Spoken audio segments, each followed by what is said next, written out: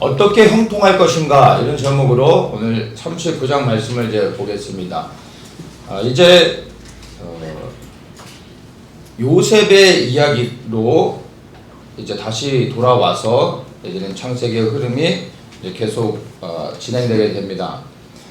37장 36절 마지막을 보면은 미디안 사람이 애굽에서 바로의 신하 시대장 보디발에게 요셉을 팔았더라 이렇게 끝나죠. 그리고 이제 38장을 건너가고 39장에서 요셉이 이끌려 애굽에 내려가매 바로의 신하 시위대장 애굽 사람 보디발이 그를 그리로 데려간 이스마엘 사람의 손에서 그를 산이라. 이제 37장과 39장이 연결되면서 본격적으로 이제 요셉의 이야기가 이제 진행이 됩니다. 이 39장은 사실은 우리가 성경의 스토리 가운데서 너무나 또 잘 알고 있는 그러한 내용입니다. 내용 자체는 뭐 너무 심플하죠.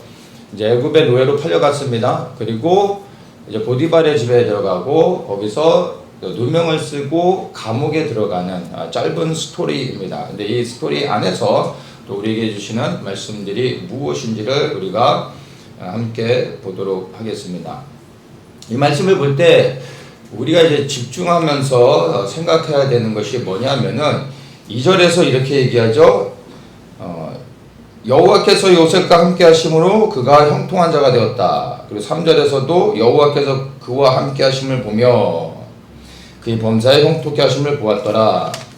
그리고 또 23절 마지막 절에 이렇게 끝납니다. 여호와께서 요셉과 함께 하심이라 여호와께서 그의 범사에 형통케 하셨더라.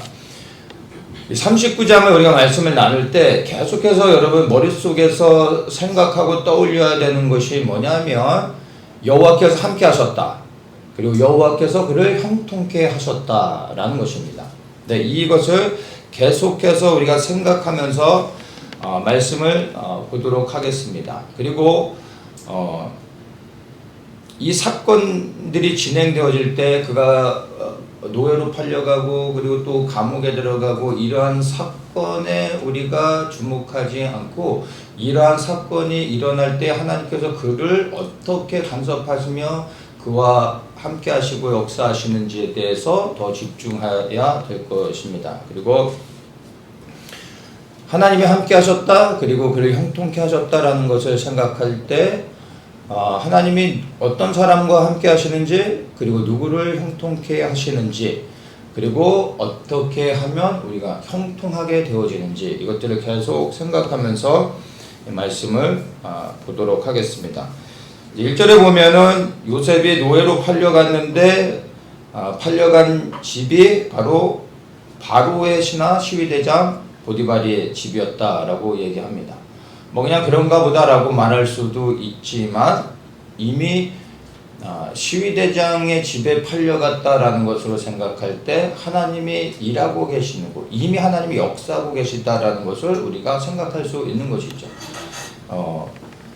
팔려갔는데 뭐 원양어선 타고 저 새우 잡는 데로 가면은 답이 안 나올 수도 있는데 노예로 팔려가는 것도 상황이 여러 가지일 수 있는데 시위대장의 집에 갔다는 겁니다. 오늘날의 시위대장을 이제 뭐 생각해 보면 대통령의 경호실장 뭐 이 정도로 생각할 수 있겠죠.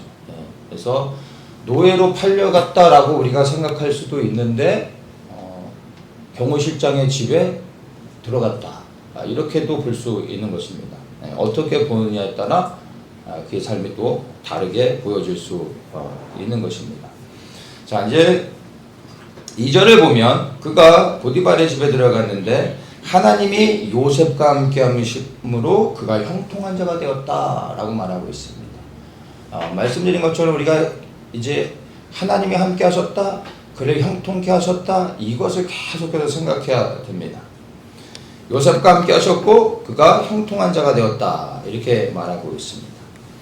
자, 우리는 하나님이 요셉과 함께 하셨고 그를 형통케 하셨다라고 이야기할 때 여러분들의 눈에는 무슨 단어가 떠오릅니까? 형통케 하셨다라는 것이 일반적으로 떠오를 것입니다. 그가 형통하게 되었구나. 어떻게 형통하게 되었을까? 이런 것들을 생각하게 됩니다. 그리고 우리도 이와 같이 하나님 우리에게도 요셉과 같이 나에게도 형통함을 허락해 주시옵소서 라고 구할 수 있을 것입니다. 근데 여러분, 밑도 끝도 없이 그냥 우리가 하나님 앞에 형통함을 구하는 것은 믿음이 아니라 그것은 우상숭배라는 것을 여러분들이 분명히 아셔야 되는 것입니다. 우리가 하나님 앞에 형통함을 구할 때 그 형통함이 왜 필요한 것인지에 대해서 명확하게 하나님 앞에 그것을 말할 수 있어야 되는 것입니다. 그런데 그 형통함의 이유가 예수 그리스도가 아닌 나를 위한 것이라면 그것은 우상 숭배가 되어지는 것입니다. 그래서 그냥 우리가 형통함을 구해서는 안 되는 것입니다. 그리스도인들은 형통함을 구하는 것이 아니라 무엇에 주목해야 하냐면은 하나님이 함께 하셨다라는 것에 주목해야 되는 것입니다. 어떻게 하면 형통한 자가 될 수 있을까가 아니라 어떻게 하면 하나님이 나와 함께 하실까? 요셉의 삶은 항상 하나님이 함께 하셨구나. 나는 어떻게 할 때 하나님이 나와 함께 하실까를 생각해야 되는 것입니다. 근데 이렇게 우리가 어떻게 요셉과 같이 하나님이 나와 함께 하실 수 있을까를 고민하고 그렇게 되어진다면 여러분, 구하지 않은 형통함까지 받는 은혜를 누리게 되는 것입니다. 하나님이 함께 하시면 형통할 수밖에 없습니다. 내가 형통을 아무리 피해 다니려고 해도 형통해질 수밖에 없는 것입니다. 형통함을 구해 받는 것보다 여러분, 하나님이 나와 함께 하실 수 있도록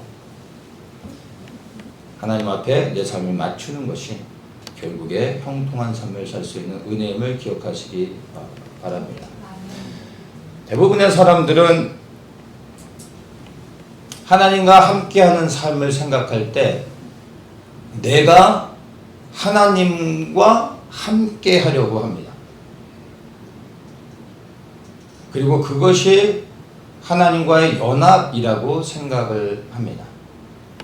우리의 입장에서 물론 하나님 앞에 나아가는 우리의 의지와 결단과 노력과 헌신이 반드시 있어야 될 것입니다. 그러나 근본적인 것을 말할 때 내가 하나님과 함께 하는 것이 아니라 그분이 나와 함께 하셔야 된다는 것을 여러분이 분명히 아셔야 됩니다. 그냥 함께 한다고 해서 되어지는 것이 아니라 그 시작이 누구인지가 너무나 중요합니다. 왜냐하면 나로부터 시작되어진 것은 여러분 오래가지 못합니다. 영원할 수 없습니다. 지속될 수 없습니다. 내가 충만할 때는 내가 하나님과 함께 할 수 있습니다. 그러나 내가 지치고 낙심되어지고 나의 믿음이 떨어지는 순간 나는 하나님을 놓게 됩니다. 그리고 때로는 우리 안에 하나님을 보기 싫을 때가 있습니다. 하나님, 오늘은 저한테 말 걸지 마십시오. 혼자 있고 싶습니다. 라고 할 때가 우리 안에 있습니다. 왜냐하면 우리 안에 죄된 본성이 있기 때문에 우리가 늘 하나님을 찾고 간절히 하나님을 구하는 것 같지만 그러나 어느 날 하나님이 필요 없을 때가 있고 하나님이 원치 않을 때가 있고 하나님을 피하고 싶을 때가 있다는 것입니다. 그래서 내가 하나님을 찾아가서 하나님과 함께 하는 것은 지속되어질 수 없다라는 것을 반드시 아셔야 되는 것입니다. 그래야 내가 아닌 근본적으로 하나님이 나와 함께 하셔야 내가 그분과 지속적으로 함께 할 수 있습니다. 왜냐하면 하나님은 변치 않으시는 분이십니다. 우리의 그 어떠함과 상관없이 변치 않은 모습으로 우리에게 신실하게 보여주시고 나타내 주시며 우리 안에 역사하시는 분이십니다. 그분이 변치 않기 때문에 그분의 사랑 안에서 우리 또한 변치 않을 수 있는 것입니다. 우리는 끊임없이 변하고 그리고 떠날 수 있는 것입니다.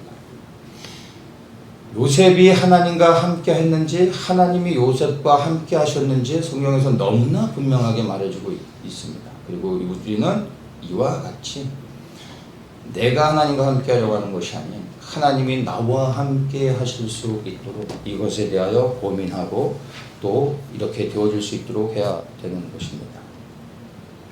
그러면 어떻게 하면 하나님께서 나와 함께 하실 수 있을까요? 요셉의 삶을 통해서 우리가 계속해서 살펴보도록 하겠습니다.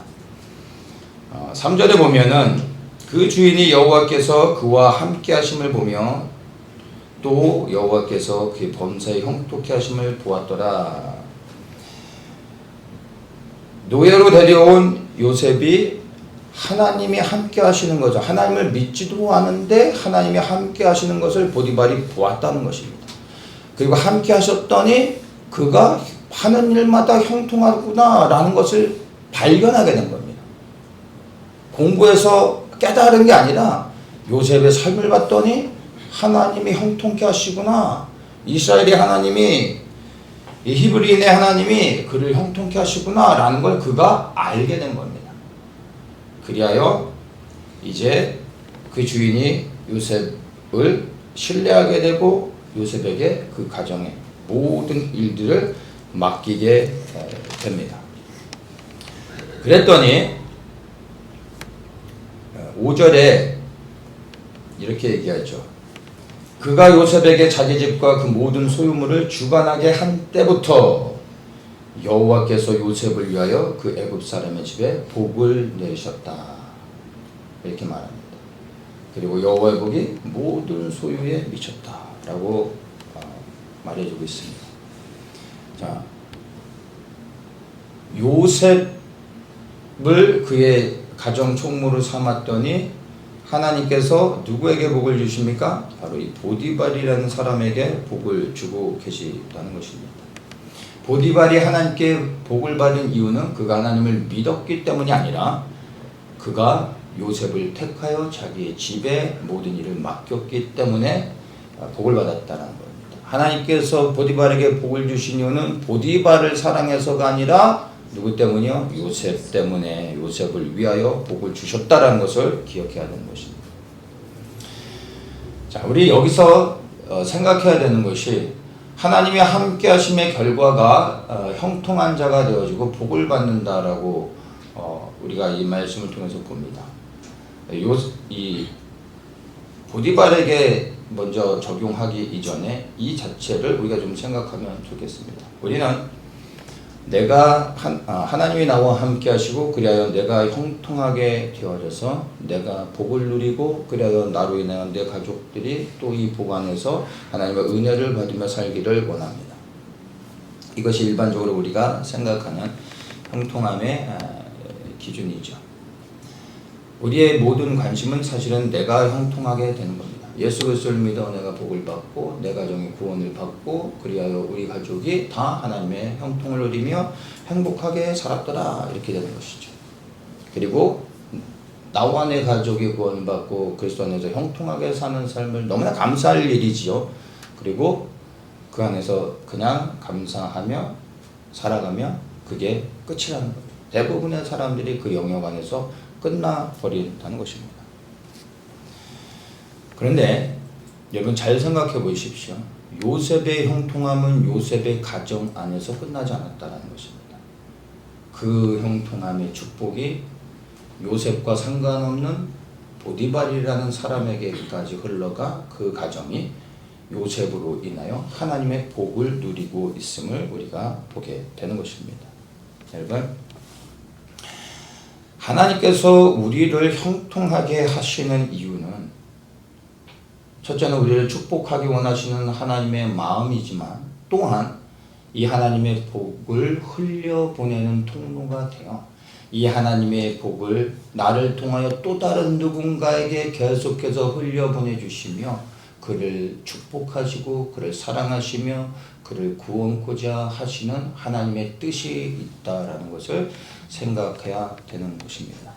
내가 요셉과 같이 형통한 자가 되어 행복하게 살아가는 것이 끝이라 신앙생활의 전부가 되어버리면 안 된다는 것입니다.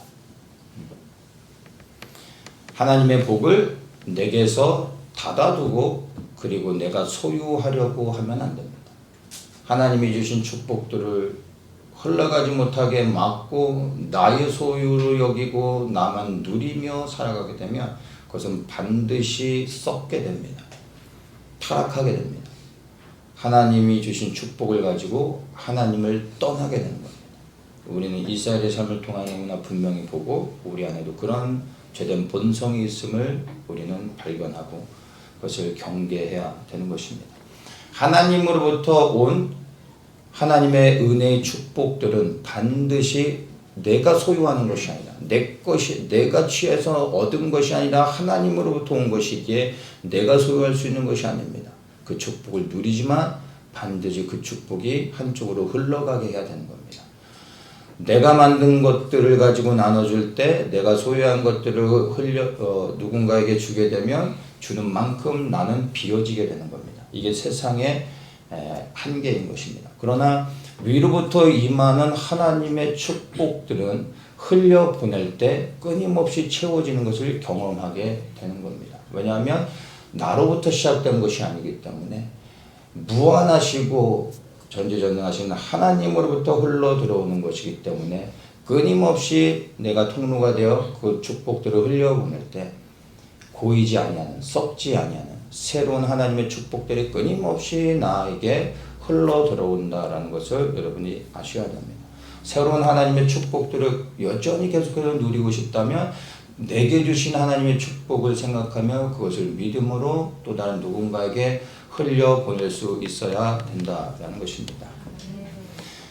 하나님께서 우리를 형통케 하시는 이유는 우리가 복의 통로가 되어서 다른 사람에게 복을 주시고 그리하여 그 사람이 하나님을 알고 하나님을 찬양하며 하나님께 돌아와 구원 얻고 그것을 통하여 하나님의 영광을 받기 위한 것입니다. 그래서 이 모든 축복의 본질적인 이유는 영을 구원하시며 그리고 그 구원한 영을 통하여 영광을 받기 원하시는 하나님의 뜻 안에 있다라는 것입니다. 그래서 우리 마땅히 그 통로가 되어져서 흘려보낼 수 있어야 되는 것입니다. 드린 것처럼 구원도 마찬가지입니다. 내가 구원받았다라고 생각하며 그것을 내가 받은 구원으로 그리고 조금 더 확장해서 내 가족이 구원받는 것이 다가 되어져서 살아간다면 하나님이 너무나 안타까워 하시는 것입니다. 이 구원의 축복을 먼저 받은 자로서 왜 내가 이런 축복을 받았는지를 생각할 때 내가 대단해서가 아니라 뛰어나서가 아니라 위대해서가 아니라 사랑할 만해서가 아니라 나를 통하여 또 다른 누군가를 구원하시기 원하시는 하나님의 뜻이 있음을 알고 이 구원의 축복을 감사하지만 그러나 나의 것으로 소유하지 아니하고 그 구원의 복을 흘려보낼 때 나를 통하여 또 다른 누군가가 구원되어지고 하나님의 영광을 받으실 수 있다라는 것입니다. 그래서 나를 통하여 누군가가 또 다른 누군가가 예수 그리스도를 알고 구원을 받을 수 있도록 하나님의 일하실 수 있도록 계속해서 구원의 복을 흘려보내야 됩니다. 그래서 우리는 끊임없이 하나님의 축복의 통로가 되어야 되지 그것을 막아서는 안 됩니다. 통로가 되어야 하는 것입니다. 축복의 통로가 되는 자에게 하나님의 은혜가 계속해서 흘러 들어오게 된다는 것을 반드시 기억하십시오. 먼저는 내가 요셉과 같은 사람이 되어져서 다른 사람에게 복이 되어질 수 있어야 됩니다. 그런데 또 한편으로 볼 때 우리가 생각해야 되는 중요한 부분이 있습니다. 내가 요셉이 되어져서 나를 통해 하나님께서 또 다른 누군가에게 계속해서 하나님의 축복을 흘려보낼 수 있도록 해야 되겠지만 이 요셉의 삶을 또 가만히 보면 보디발이라는 사람을 또 볼 때 여러분 내가 보디발이라면 내 주변에 요셉과 같은 자를 둘 때 나는 하나님의 축복을 받을 수 있다는 겁니다. 이것 또한 영적인 원리인 것입니다.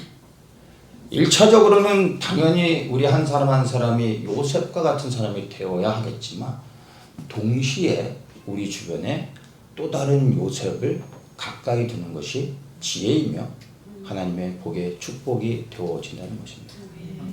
요셉이 내 주변에 있을 때 나는 거저 복을 받을 수 있는 거예요. 근데 요셉이 아니라 왕서방을 두면 저주를 받는 거예요.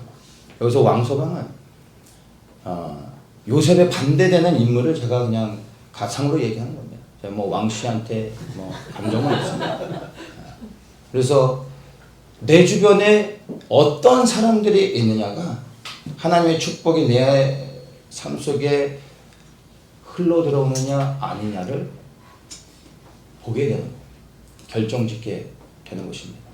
그래서 주변에 어떤 사람들을 두느냐가 정말로 내 인생에 얼마나 큰 영향을 미치는지 우리가 살아가면서도 그것들을 경험하게 됩니다.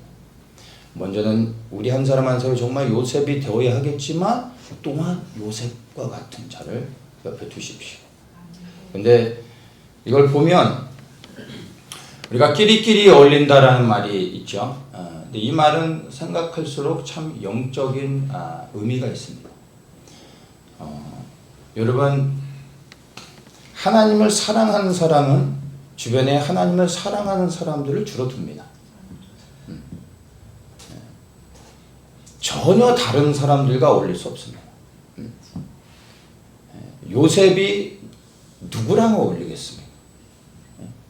요셉 주변에 불량배가 있을 수 있겠습니까? 하나님을 경외하며 살아가는 요셉에게 어찌 그런 사람들이 옆에 있을 수 있겠습니까?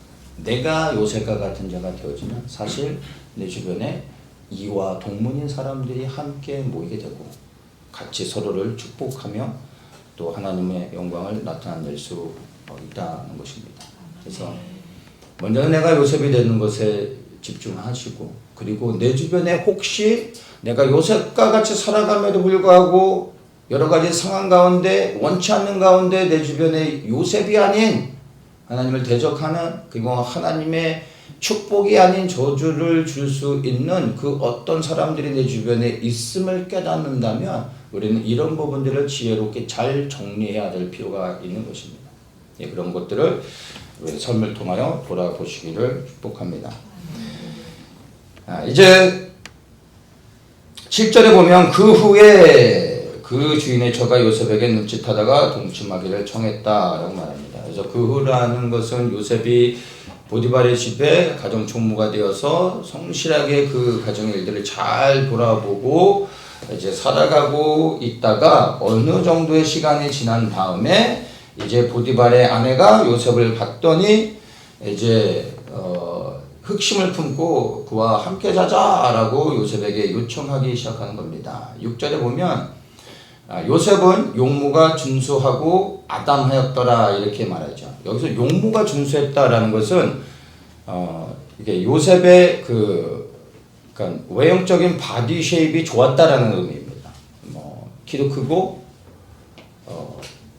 머리숱도 많고 롱다리고 어깨도 넓고 이 남자로서의 어떤 외모의 외형적인 모습이 아주 멋있었다라는 겁니다. 그리고 여기서 아담하였다라는 말은 잘생겼다라는 이야기입니다. 요셉이 저 정도는 됐던 것 같습니다. 그래서 이 요셉을 이 보디발의 아내가 끊임없이 이제 요셉을 유혹하기 시작했던 겁니다. 그리고 계속해서 요셉에게 함께 동침할 것을 요구하죠. 그랬더니 요셉이 이 여인에게 어떻게 반응하냐면 9절의 맨 마지막 후반에 보면요 이렇게 얘기합니다. 내가 어찌 이 큰 악을 행하여 하나님께 득지하려?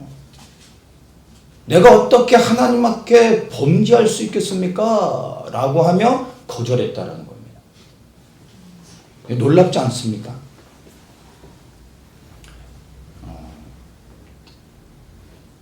요셉의 이 초점이, 시선이 이 문제를 대하는 요셉의 시각은 우리와 완전히 다른 것을 알 수 있습니다. 우리는 이런 상황 가운데서 어떻게 합니까? 우리도 당연히 이런 것들을 거부해야 되겠죠. 그렇죠? 왜요? 도덕과 윤리의 기준에 맞지 않잖아요.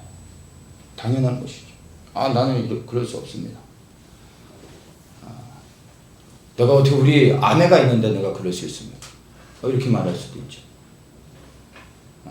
이거는 불법입니다. 이건 정직하지 못합니다. 라고 말할 수 있죠. 그런데 이 간음의 죄를 짓지 않는 자체가 중요한 것이 아니라 요셉이 무엇을 기준으로 삼아서 이렇게 했느냐가 사실은 더 중요한 것입니다.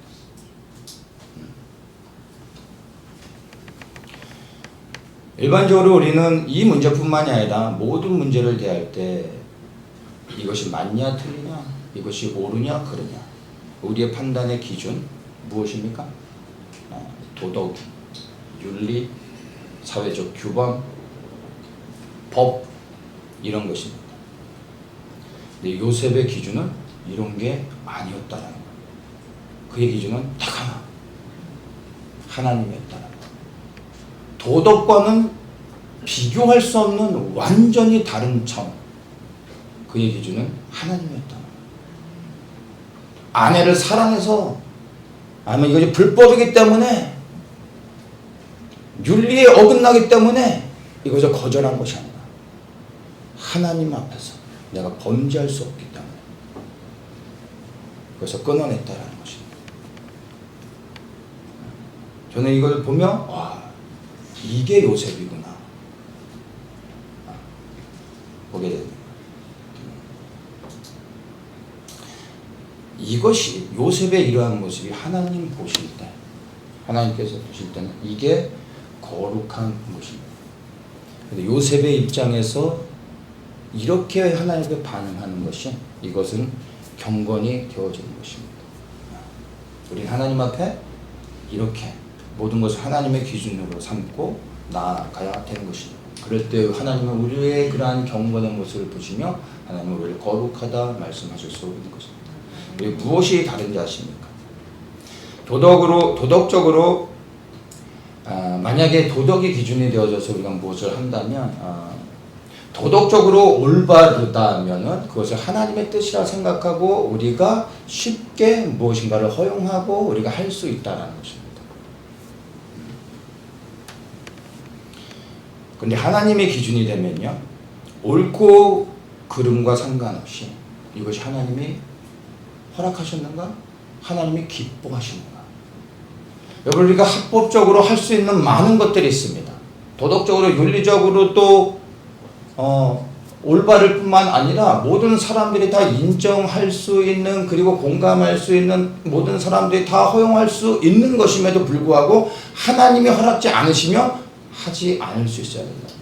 근데 우리는 이러한 모든 기준들이 하나님이 아닌 세상의 그 어떠한 것들이 된다면 우리는 이러한 것들을 가지고 도덕적인 범주 안에서, 그리고 사회적인 범주 안에서 이것이 합당할 수 있는 것이라고 생각할 때 이걸 하나님의 뜻 안에 있다 생각하며 하나님의 뜻을 구하기보다 쉽게 우리가 무엇을 할 수 있는데 그것이 하나님이 원치 않으실 수 있다라는 것입니다. 죄는 다른 것이 아니라 하나님의 뜻에 순종하지 않는 모든 것이 죄가 되는 겁니다. 그래서 세상에서 죄가 아닌 것들이 우리에게는 죄가 되어질 수 있는 것입니다. 이것들이 완전히 다른 기준이 되는 것입니다. 요셉의 기준은 딱 하나였습니다. 이것이 하나님이 허락하시는 것인가? 하나님이 기뻐하시는 것인가? 하나님을 영광스럽게 하는 것인가? 이 모든 기준을 이렇게 잡고서 우리의 삶 속에 하나하나 적용해서 살아가게 되면요, 여러분, 이거는 정말 도덕적인 열심으로는 절대 할 수 없는 겁니다. 오직 성령의 감동 안에서 내가 주님과 기뻐지는 만큼만 이렇게 살아갈 수 있습니다. 노력할 수 있지만 그러나 성공할 수는 없습니다. 그분이 내 안에 임하셔서 나의 모든 기준이 그분의 뜻을 바라보게 할 때 비로소 가능한 것입니다. 우리가 이러한 삶을 살기를 축복합니다. 하나님의 뜻만이 나의 모든 기준이 되기를 축복합니다. 하나님의 모든 것이, 하나님이 모든 것의 기준이 되어야 하는 이유가 있습니다. 왜냐하면 우리가 옳다라고 하는 것을 하나님은 그르다라고 말씀하실 수 있고, 우리가 이것은 잘못됐다라고 말하는 것은 하나님은 옳다라고 말씀하실 수 있다라는 것을 여러분들이 인정하시고 깨달아야 됩니다. 나의 생각, 지식, 사상, 나로부터 나온 모든 것들은요 절대 기준이 되어져서는 안 됩니다. 내가 깨달은 하나님의 말씀도 기준이 되어서는 안 되는 겁니다. 그러면 잘못하면 그것이 율법이 되어져서 하나님의 뜻을 대적할 수도 있습니다. 베드로가 그러한 삶을 살았습니다. 부정한 음식을 내려보내고 주님께서 이것을 먹으라라고 할 때 베드로는 당당하게 주님 이 부정한 음식을 내가 어찌 먹을 수 있습니까? 라고 오히려 주님을 책망했습니다. 주님이 뭐라 말씀하십니까? 내가 정하다 한 것을 네가 부정하다 하느냐? 이 순간 베드로는 주님보다 더 거룩한 자요 주님보다 더 의로운 자가 되어준 겁니다.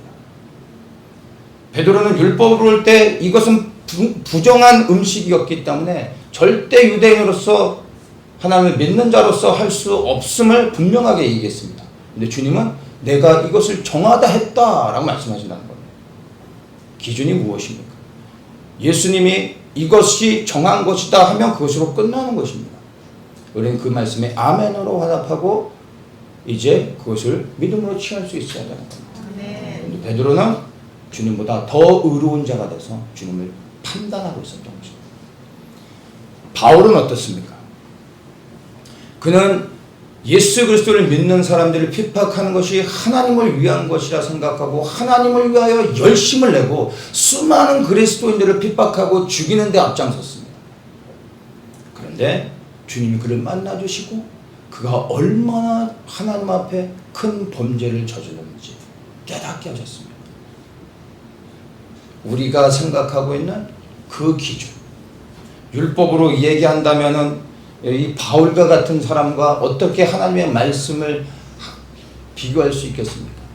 하나님의 말씀에 누구보다도 철저히 알고 있었던 바울이 오히려 그 말씀으로 하나님을 대적하고 있었던 겁니다.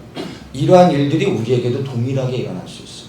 내가 깨닫고 붙잡고 있는 이 말씀이 나는 주님을 위해 열심히 살아간다고 하는 이 말씀의 기준이 나도 모르게 하나님을 대적할 수 있다는 것을 아셔야 합니다. 사도 바울도 이 정도였습니다. 우리 안에도 그러한 위험의 요소가 있음을 알고 우리는 항상 겸손함으로 하나님께 여쭤보아야 됩니다. 내가 알고 있는 이것이 정말 하나님의 뜻 안에 있는 것인지 혹은 내가 잘못 알고 있는 것은 아닌지 늘 항상 겸손한 가운데 내가 틀릴 수도 있음을 인정하고 그리고 그것을 주님께 여쭈면서 그렇게 성령의 가르쳐 주심을 구해야 하는 것입니다. 도덕이 기준이 되는 삶은요 종교 생활이 될 가능성이 많습니다. 종교 생활은 겉으로 볼 때는 좋아 보이고 성실한 것 같지만 사실은 종교 생활을 해봤던 사람들 그리고 거기서부터 이제 나중에 벗어나 자유를 얻은 사람들은 이해할 수 있는 것일 겁니다. 종교 생활은 사실 우리를 자유케 하지 못합니다. 하면 할수록 사실은 스스로도 어느 날부터 억압되어지고 자유가 없고 뭔가 불편하고 답답하고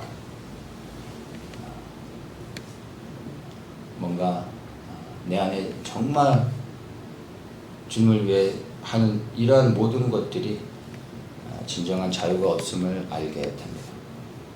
내가 종교 생활을 하고 있는지 아닌지를 분별할 수 있는 아주 간단한 방법이 있습니다. 첫째는 이거 하면 되고 저거 하면 되고 이건 안 되고 저건 안 되고 하는 내 나름대로 나만의 공식화된 율법과 같은 것이 있으면 이것은 바로 종교 생활을 하고 있는 사람의 모습일 가능성이 큽니다. 말씀드린 것처럼 여러분 율법은 지키면 지킬수록 우리를 자유케 하는 것이 아니라 우리를 묶습니다. 지키면 지킬수록 더 많은 것을 지켜야 되고 그리고 우리는 뭔가 답답하여 숨 쉴 수 없는 불편함과 그리고 결국에는 지키지만 더 이상 지킬 수 없는 그 날이 오게 되고 지치게 되는 것입니다. 두 번째로 종교 생활을 하는 것을 알 수 있는 것이 내가 만들어 놓은 기준으로 내가 지키면서 그 기준으로 모든 사람을 똑같은 프레임 안에서 본다라는 것입니다. 그리고 그 프레임 안에 들어오지 않은 모든 사람들을 판단하기 시작하는 겁니다. 예수를 믿으면 하루에 이 정도는 기도해야지. 근데 그 기도의 양을 채우지 못하는 사람 보면 저 사람은 아직 수준이 안 돼. 금식을 하는 사람, 금식하지 않는 사람을 보면서 참, 이 사람은 너무 육적이고 세속적이야. 말씀을 늘 하루에 어느 정도 읽는 사람은 말씀을 보지 않는 사람을 보면서 참 예수를 믿는 사람인지 아닌지 한심스러워하면서 판단합니다. 내가 지키고 있는 그 어떠한 기준으로 모든 사람을 똑같은 프레임 안에서 놓고 내 스스로가 판단한다. 나는 이렇게 하는데 저 사람은 저렇게 하고 있어. 나도 모르는 사이에 판단하고 있는 것입니다. 그리고 그것은 하나님 앞에 큰 죄가 되어지는 것입니다.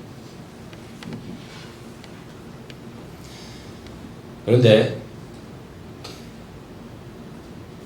진정으로 하나님의 기준이 되어져서 그리고 하나님의 뜻 안에서 내가 자원하는 마음으로 순종하며 무엇인가를 행하는 사람에게는 설명할 수 없는 자유함이 있어요. 내가 주님을 위하여 이것도 안 하고 저것도 안 하고 이것도 포기하고 저것도 포기했는데 그것이 나를 얽매이고 그리고 나를 힘들게 하고 생각나게 하고 후회스럽게 만들고 다시 돌아가고 싶은 것이 아니라 그리스도를 위해 수많은 것을 포기했음에도 불구하고 내 안에 기쁨과 자유가 있음을 경험하게 됩니다. 이렇게 할 때 지속되어질 수 있는 거죠. 저는 예전에 테니스를 너무 좋아해서 일주일에 5번, 6번씩 치다가 어느 날 테니스가 주님 앞에 나가고 주님을 기피하러 가는 데 있어서 방해된다라는 것을 어느 날 깨닫게 됐어요. 그리고 테니스가 싫어서가 아니라 주님과 더 오랜 시간을 보내고 싶어서 한순간에 그냥 테니스를 다 접고 이 테니스도 장비가 많거든요. 장비도 다 도네이션하고 한 번에 털어버렸어요. 단 한 번도 그 결정을 했던 것을 후회해보거나 과거로 돌아가고 싶거나 그런 적은 한 번도 없습니다. 앞으로 절대 테니스를 안 친다 이런 의미가 아니라 지금까지 안 쳤지만 그런 것이 중요한 게 아니라 제가 테니스를 접은 이유는 그것이 죄이기 때문이 아니라 내가 예수님을 사랑하는데 예수님을 더 깊이 예수님과 교제하고 싶은데 그것이 방해가 되었기에 내가 기쁜 마음으로 누가 강요해서가 아니라 기쁜 마음으로 다 내려놨다는 그 여전히 동일한 마음으로 나아가고 있습니다. 우리가 예수 그리스도를 믿으면 세상에서 많은 것들을 접어야 되는 경우가 생기게 됩니다. 근데 이것이 나를 힘들게 하고 뭔가 겉으로는 표현 안 하지만 뭔가 내 안에 답답함이 있고 눌린다면 종교생활하고 있는 겁니다. 아직 주님을 깊이 만나지 못한 겁니다. 예수 그리스도 때문에 이것저것 포기하고 세상의 사람들을 우리가 재미없게 살아가는 사람처럼 그 사람들에게 그렇게 보여지지만 전혀 그렇지 않다라는 겁니다. 예수 그리스도를 믿는 게 고리타분하고 재미없는 삶입니까? 이것처럼 재미있는 삶이 어디 있습니까? 밖에 나가서 술 마시고 춤추고 세상을 즐기는 것이 재밌을 때가 있었죠. 근데 지금은 하라고 해도 별로 재미가 없습니다.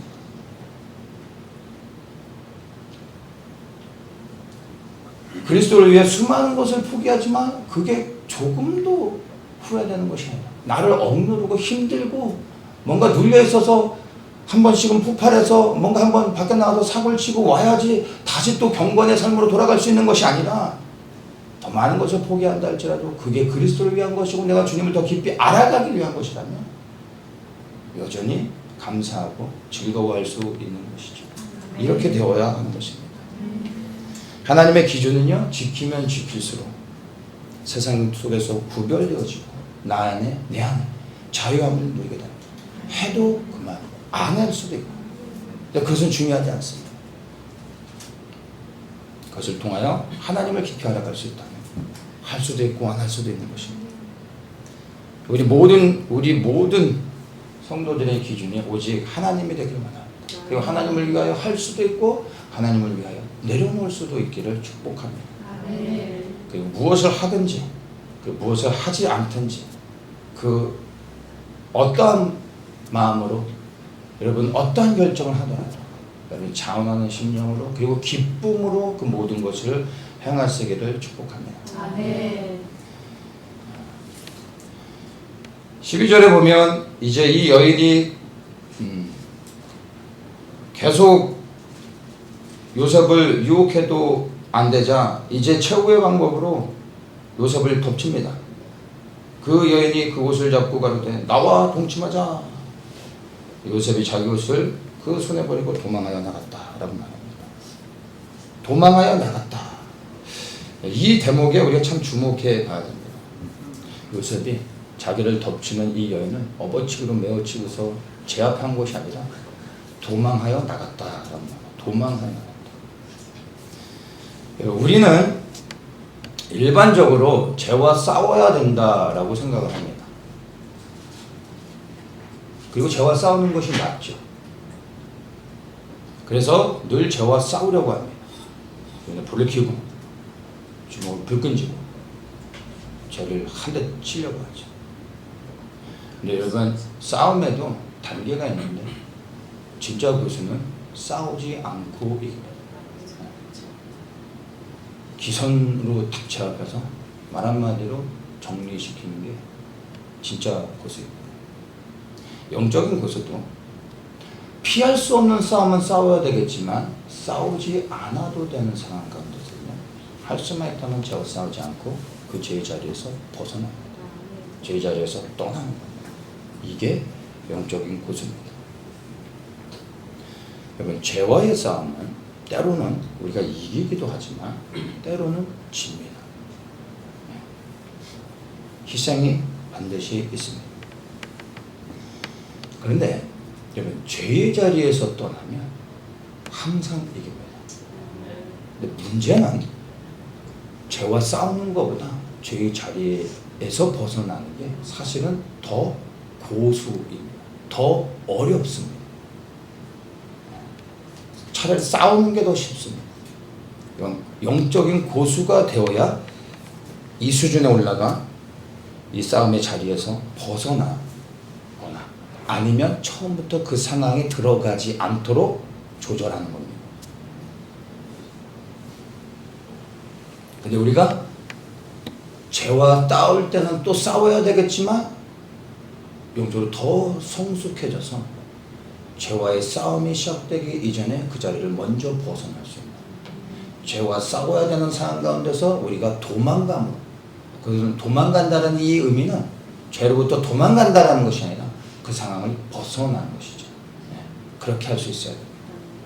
그런데 이것은 죄뿐만이 아니라 죄된 현장만이 아니라 하나님이 기뻐하시지 않는 하나님의 뜻이 아닌 모든 상황 가운데서 동일하게 적용되어져야 합니다.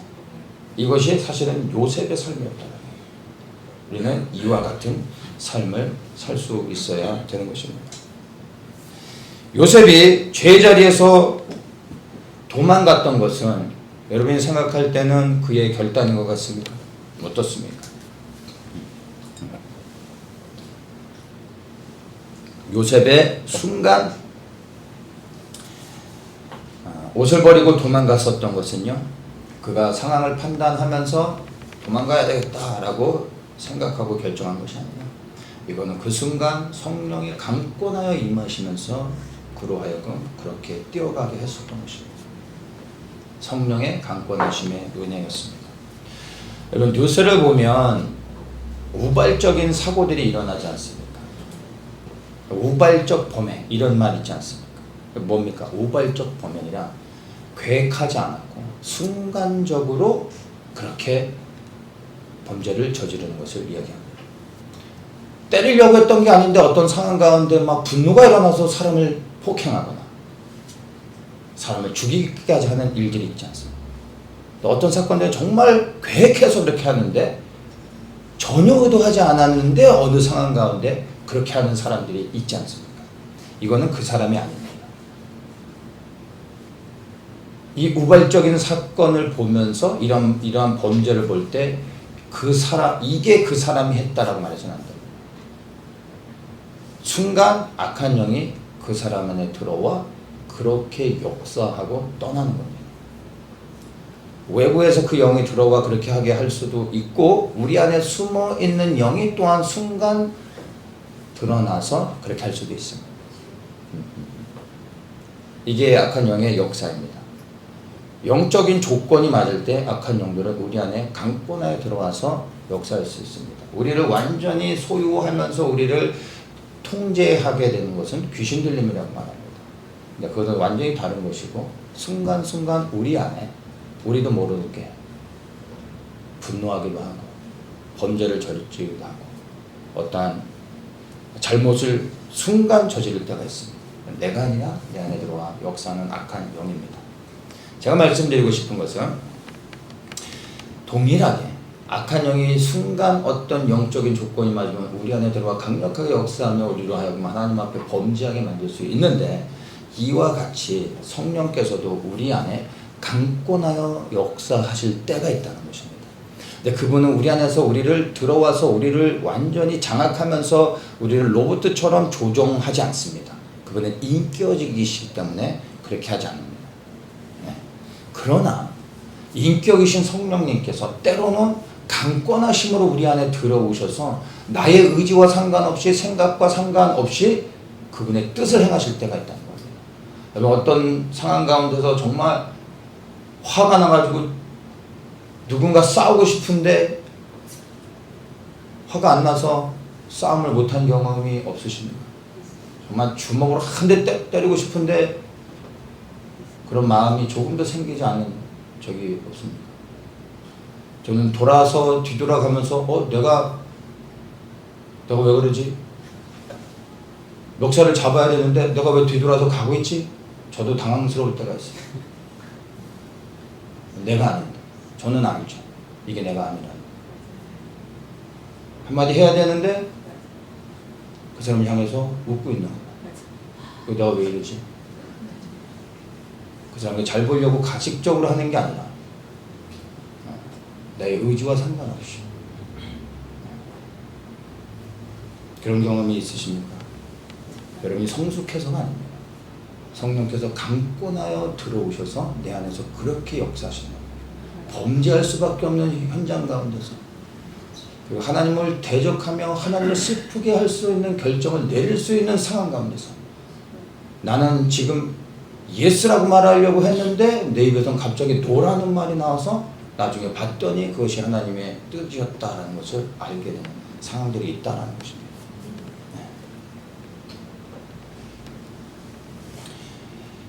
이 모든 것이 강권하여 내 안에 들어와서 잠시 나를 역사하시며 하나님의 뜻 안에서 행하게 하시는 하나님의 그 일하신 일이 하나님의 은혜라는 겁니다.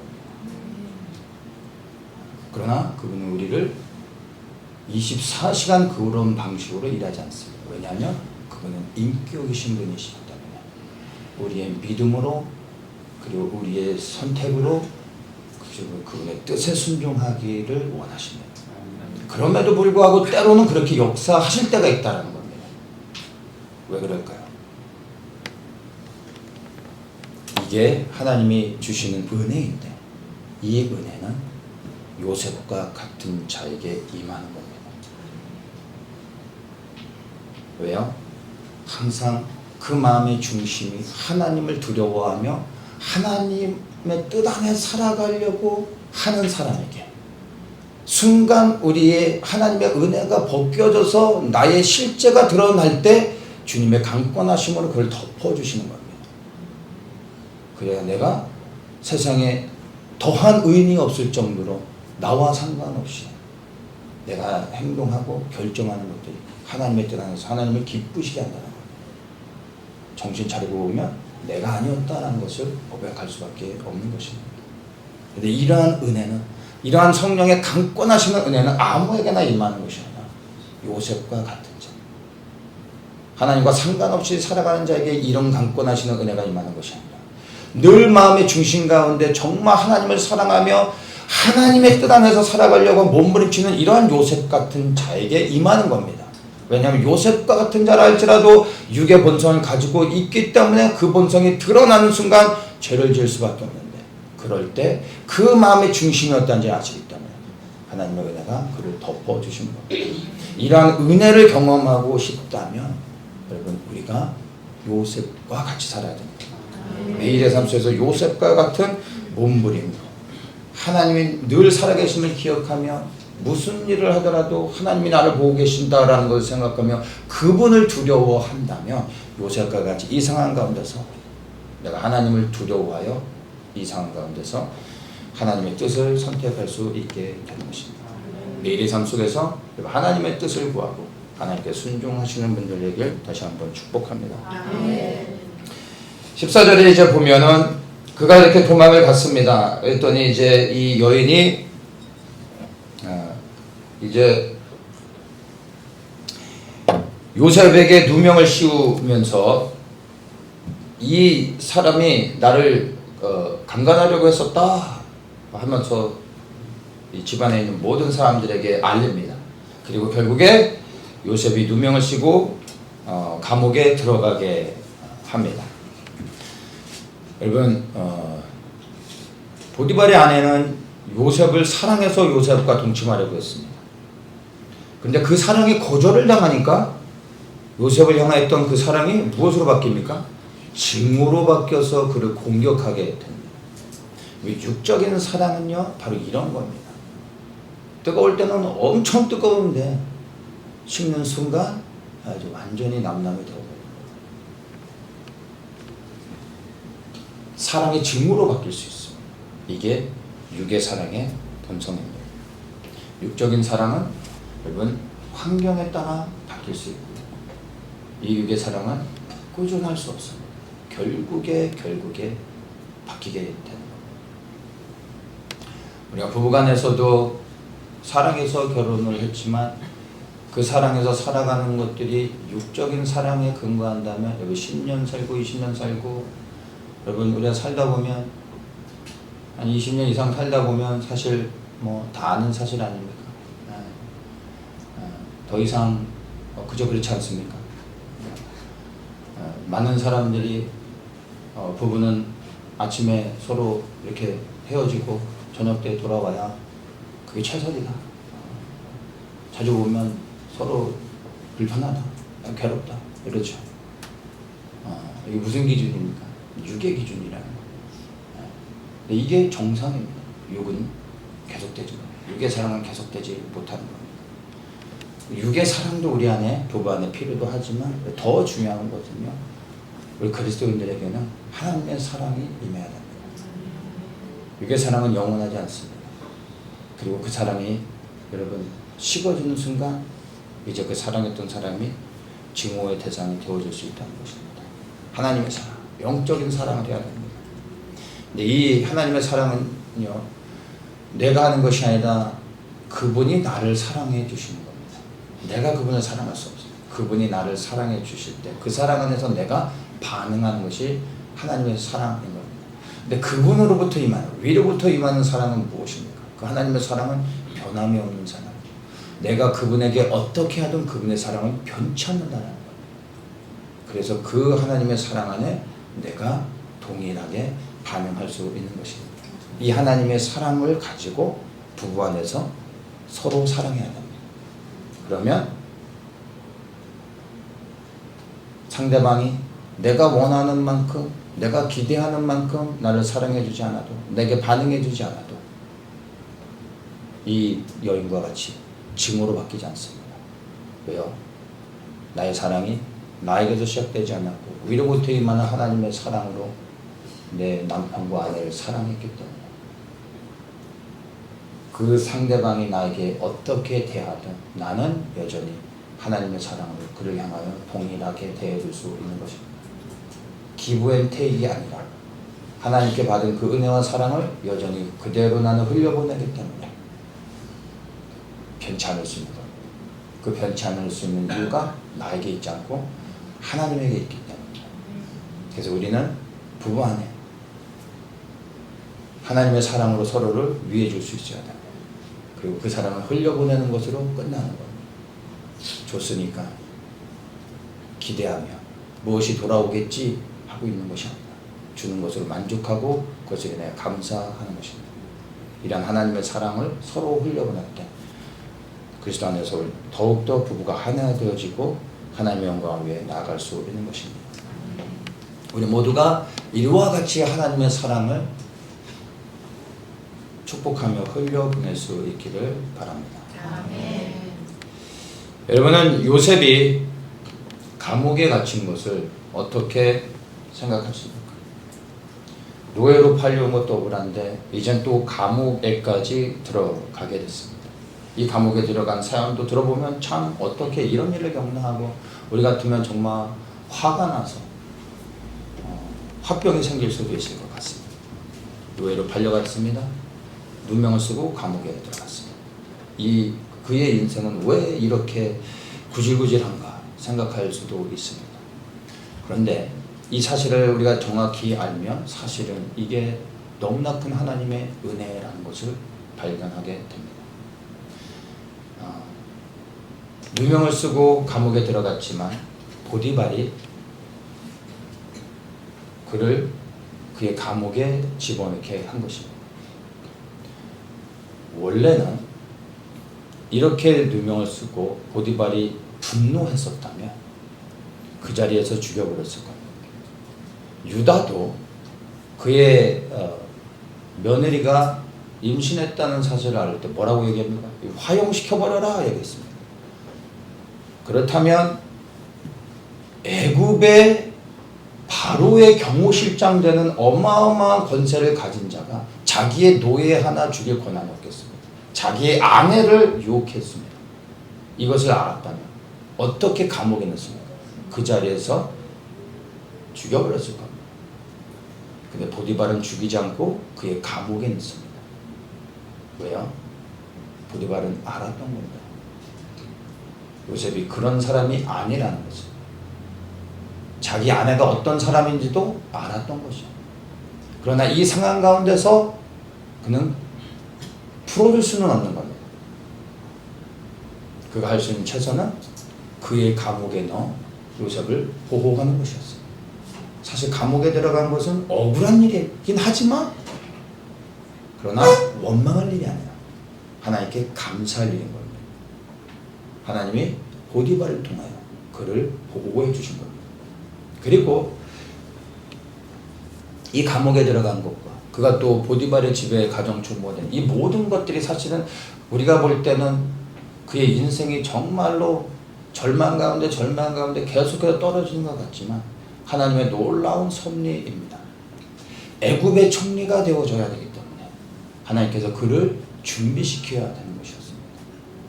양만 치던 사람이 애굽의 총리가 갑자기 되어지면 뭘 할 수 있겠습니까? 보디발의 집에 가정총무가 되어 애굽의 모든 그 가정의 일들을 돌아보며 애굽의 상황들을 이해하고 애굽의 시스템이 어떠한지를 하며 한 가정이지만 권세가 있는 집안의 모든 일들을 다루면서 애굽의 일들을 하나하나 배우게 됩니다. 왕의 신하들을 가두는 감옥에 들어감으로 인하여 그곳은 일반 죄수들이 오는 곳이 아니라 왕에게 범죄한 자들만 들어오는 것입니다. 그래서 그 왕의 감옥에 들어온 모든 죄수들은 다 높은 위치에서 바로를 섬기던 사람들이었습니다. 그래야 그가 그 감옥에 들어가서 감옥의 여러 일들을 감당하면서 감옥에 있는 수많은 왕의 주위에서 섬겼던 고위 관리들을 만나고 그들을 통하여 애굽의 정치가 어떻게 돌아가는지를 배우게 된 것입니다. 이 모든 것들이 하나님의 섭리 안에서 하나님께서 놀랍게 그를 준비시키는 하나님의 일하심이었다는 겁니다.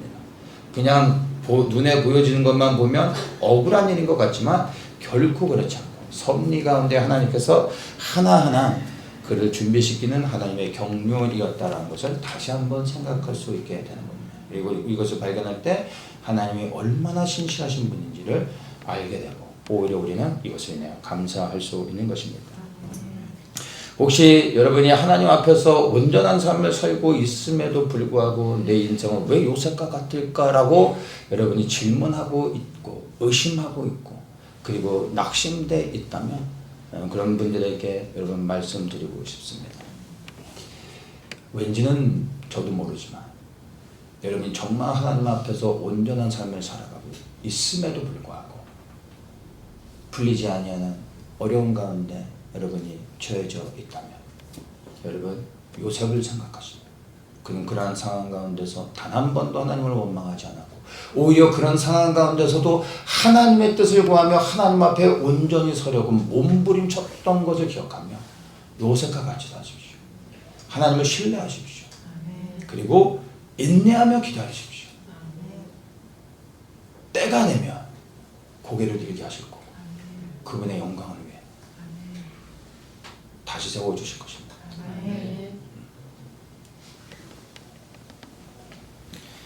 이제 이 말씀의 끝을 보면요 이렇게 끝납니다. 23절에 여호와께서 요셉과 함께 하심이라 여호와께서 그의 범사에 형통케 하셨다. 하나님이 함께 하셨고 하나님께서 형통케 하셨다 말합니다. 하나님이 함께 하셨다라는 것으로 39장을 시작하고 그리고 하나님이 함께 하셨다로 끝납니다.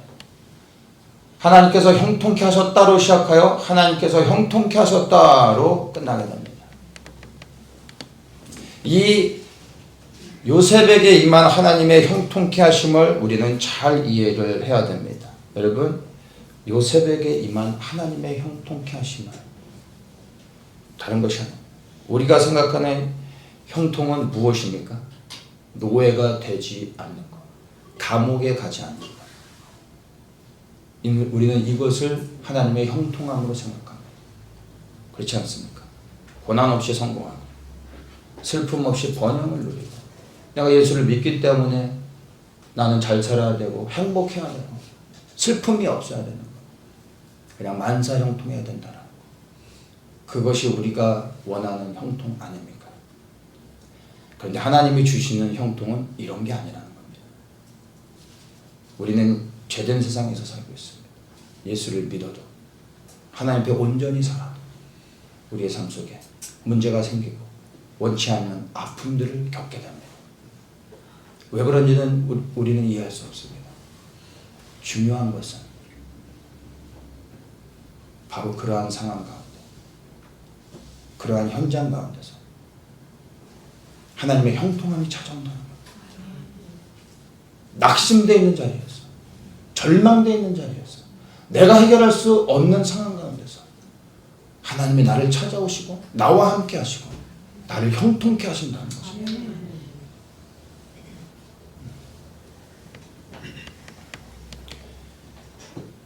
우리에 있는 이 자리에 주님이 찾아오시고 나와 함께 해주시고 그래야 나를 형통케 하실 것을 믿는다면 지금 여러분의 있는 그 자리에서 형통을 구하지 마시고 하나님이 나와 함께 하실 수 있도록 하나님을 구하셔야 돼요.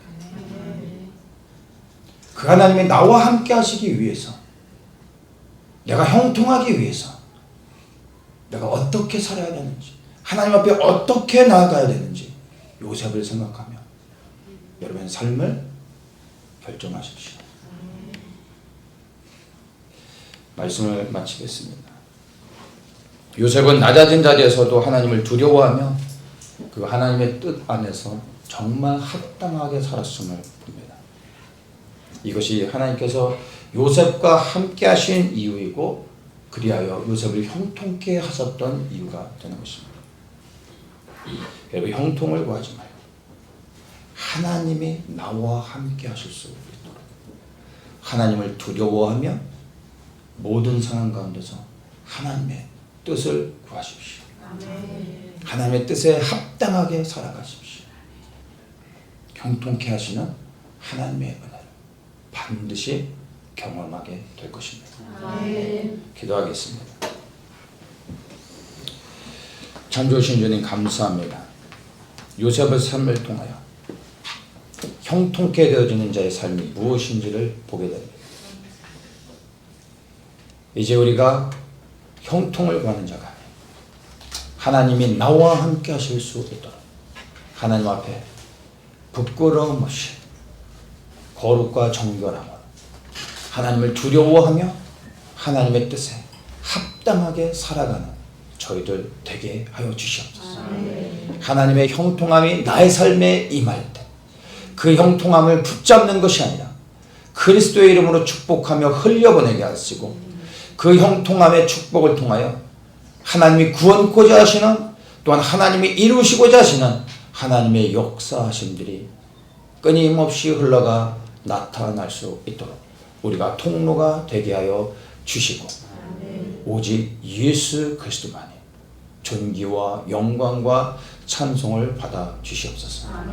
예수님의 이름으로 기도합니다. 아멘.